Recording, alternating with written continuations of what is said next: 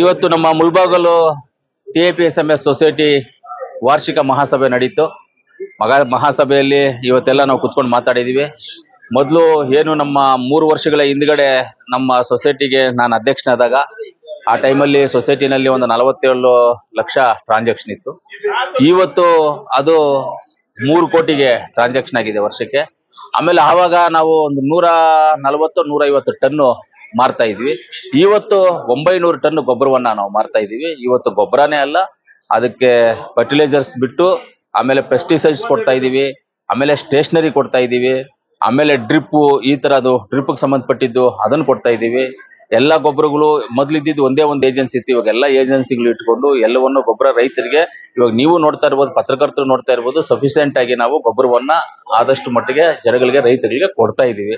ನಮ್ಮ ಮಹಾಸಭೆಯಲ್ಲಿ ಮುಖ್ಯವಾಗಿ ಹೇಳ್ಬೇಕಂತಂದ್ರೆ ಇವತ್ತು ಯಾರೇ ಆಗ್ಲಿ ಒಂದು ರೈತರು ಯಾವುದೇ ಒಂದು ಆರೋಪವನ್ನು ಮಾಡಿಲ್ಲ ಇಲ್ಲ ನಮ್ಮ ಮೇಲೆ. ಯಾಕಂತ ಹೇಳಿದ್ರೆ ನಮ್ಮ ಡೈರೆಕ್ಟರ್ಸ್ ಆಗ್ಬೋದು, ನಾವೆಲ್ಲ ಡೈರೆಕ್ಟರ್ಸ್ ನಾನು ಸೇರ್ಕೊಂಡು ನಮ್ಮ ಅಫಿಷಿಯಲ್ಸ್ ಸೇರ್ಕೊಂಡು ತುಂಬಾ ನಿಯತ್ತಾಗಿ ಸಿಸ್ಟಮ್ಯಾಟಿಕ್ ಆಗಿ ಪದ್ಧತಿಯಾಗಿ ನಾವು ಸೊಸೈಟಿಯನ್ನ ನಡ್ಸ್ಕೊಂಡು ಹೋಗ್ತಾ ಇದೀವಿ. ಅದಕ್ಕೆ ಇವತ್ತು ಮಹಾಸಭೆಯಲ್ಲಿ ಯಾರು ಏನು ಮಾತಾಡದೆ ಸೈಲೆಂಟ್ ಆಗಿ ಕರೆಕ್ಟ್ ಆಗಿದೆ ಅಂದ್ರು. ನಾವು ಈ ವರ್ಷ ಲಾಭನೂ 18 ಲಕ್ಷ ಲಾಭದಲ್ಲಿದ್ದೀವಿ. ಅದು ಬಿಟ್ಟು ನಾವು ಮುನ್ಸಿಪಾಲಿಟಿಗೆ ಟ್ಯಾಕ್ಸ್ ಎಷ್ಟೋ ವರ್ಷಗಳಿಂದ ಫ್ರೀ ಬ್ಯಾಲೆನ್ಸ್ ಇರೋದನ್ನ 27 ಲಕ್ಷವನ್ನ ಕಟ್ಟಿದೀವಿ. ಆ 27 ಲಕ್ಷನು ಇದ್ದಿದ್ರೆ ನಮಗೆ ಟ್ಯಾಕ್ಸ್ ಕಟ್ಟದೆ ಲಾಭಾಂಶದಲ್ಲಿ ಅದು ನಮ್ಗೆಲ್ಲೋ ಹೋಗ್ತಾ ಇತ್ತು. ಲಾಭಾಂಶ 40 ಲಕ್ಷವರೆಗೂ ಬರ್ತಾ ಇತ್ತು. ಅದರಿಂದ ಹೊಸ ಬಿಲ್ಡಿಂಗ್ ಒಂದು ಕಟ್ಟೋದಕ್ಕೆ ಇವಾಗೆಲ್ಲ ಹಳೇದು ಡೆವಲಪ್ ಮಾಡಿ ಹೊಸ ಬಿಲ್ಡಿಂಗ್ ಕಟ್ಟೋದಕ್ಕೆ ನೆಕ್ಸ್ಟ್ ಮಂತ್ ಅಲ್ಲಿ ಅದನ್ನ ಅಥವಾ ನೆಕ್ಸ್ಟ್ ಮಂತ್ ಅಲ್ಲಿ ಸ್ಟಾರ್ಟ್ ಮಾಡ್ತೀವಿ. ಬಿಲ್ಡಿಂಗ್ ಎಲ್ಲ ಪ್ರೋಸೆಸ್ ಅಲ್ಲಿ ಇದೆ, ಡಾಕ್ಯುಮೆಂಟೇಶನ್ ಪ್ಲಸ್ ಇಂಜಿನಿಯರಿಂಗ್ ಪ್ಲಾನಿಂಗ್ಸ್ ಎಲ್ಲ ಪ್ರೋಸೆಸ್ ಅಲ್ಲಿ ಇದೆ. ಅದನ್ನು ನೆಕ್ಸ್ಟ್ ನಮ್ದು GBM ಮಾಡುವ ಸಂದರ್ಭಕ್ಕೆ 75 ವರ್ಷ ಪೂರ್ತಿ ಆಗುತ್ತೆ. ಯಾವುದು ನಮ್ಮ ಮುಳಬಾಗಲ್ ಸೊಸೈಟಿ ಸ್ಥಾಪನೆ ಆಗಿ 75 ವರ್ಷಗಳ ಪೂರ್ಣ ಆಗ್ತದೆ. ಆದ್ರಿಂದ ಆ ಸಂದರ್ಭದಲ್ಲಿ ಅತಿ ಹೆಚ್ಚಾಗಿ ನಾವಿನ್ನ ಒಳ್ಳೆ ಪ್ರಾಜೆಕ್ಟ್ಸ್ ಅನ್ನ ಮಾಡಿ ರೈತರಿಗೋಸ್ಕರ ಮಾಡುವಂತ ಕೆಲಸವನ್ನು ಮಾಡಿ ಅವತ್ತು ಅದ್ದೂರಿಯಾಗಿ ಚೆನ್ನಾಗಿ ಒಳ್ಳೆ 75 ವರ್ಷಗಳು ನಮ್ಮ ಎಂ ವಿ ಕೃಷ್ಣಪ್ಪನವರು ಸ್ಥಾಪನೆ ಮಾಡಿರುವಂತದ್ದು. ಎಂ ವಿ ಕೃಷ್ಣಪ್ಪನವರು, ನಮ್ಮ ಆಲಂಗೂರು ಸೀನಣ್ಣವರು, ಬೀರೇಗೌಡರು, ನಮ್ಮ ನಂಗ್ಲಿ ಮುನಿಯಪ್ಪನವರು ಇಂಥವರೆಲ್ಲ ಇದ್ದಾಗ ಇದನ್ನೆಲ್ಲ ರಾಮೇಗೌಡರು, JM ರೆಡ್ಡಿ ಅವರು, ಉಗಿನ್ ರಾಮೇಗೌಡರು ಇವರೆಲ್ಲ ಸೇರಿ ಇದನ್ನ ಮಾಡಿ ಕಾಪಾಡ್ಕೊಂಡು ಬಂದಿರುವಂತ ಒಂದು ಆಸ್ತಿ TAPSMS.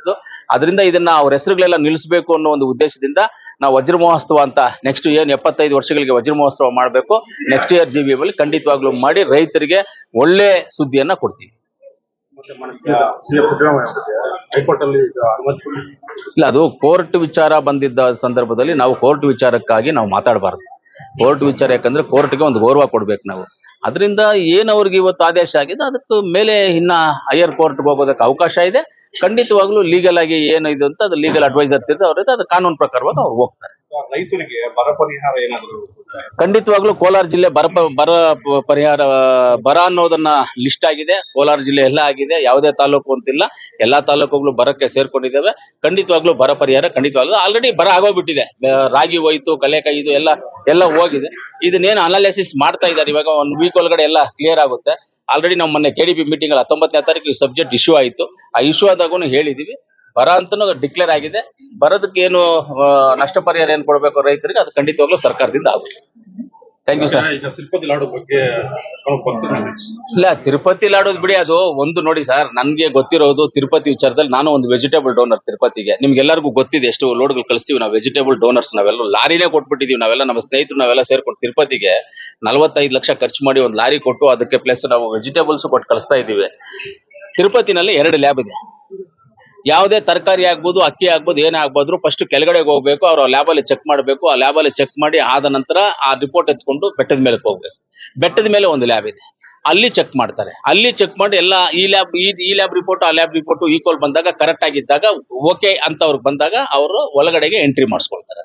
ಇಲ್ಲ ಅಂದ್ರೆ ಎಂಟ್ರಿ ಮಾಡಿಸ್ಕೊಳ್ಳೋದಿಲ್ಲ. ಅದು ಇಲ್ಲಿ ಯಾರೋ ರಾಜಕಾರಣಿಗಳು ಅವರು ಇವ್ರದ್ದು ಯಾರ್ದು ತಪ್ಪಾಗಿರಲ್ಲ. 99% ಆ ತಪ್ಪು ಆಗಿರಲ್ಲ.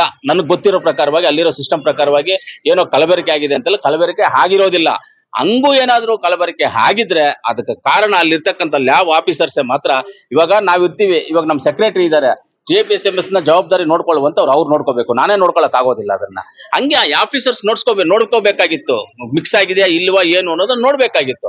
ಅದನ್ನ ನೋಡಿದ್ರೆ ಮಿಸ್ಯೂಸ್ ಆಗಿ ಹಂಗೂ ಏನಾದ್ರು ಅದಕ್ಕೆ ಏನಾದ್ರು ಮಿಕ್ಸಿಂಗ್ ಮಾಡಿದ್ರೆ ಅದೇನಾದ್ರು ಇದ್ರೆ ಅಲ್ಲಿರುವಂತ ಅಧಿಕಾರಿಗಳ ಮೇಲೆ ಆರೋಪ ಮಾಡ್ಬೇಕು ತಾನೆ.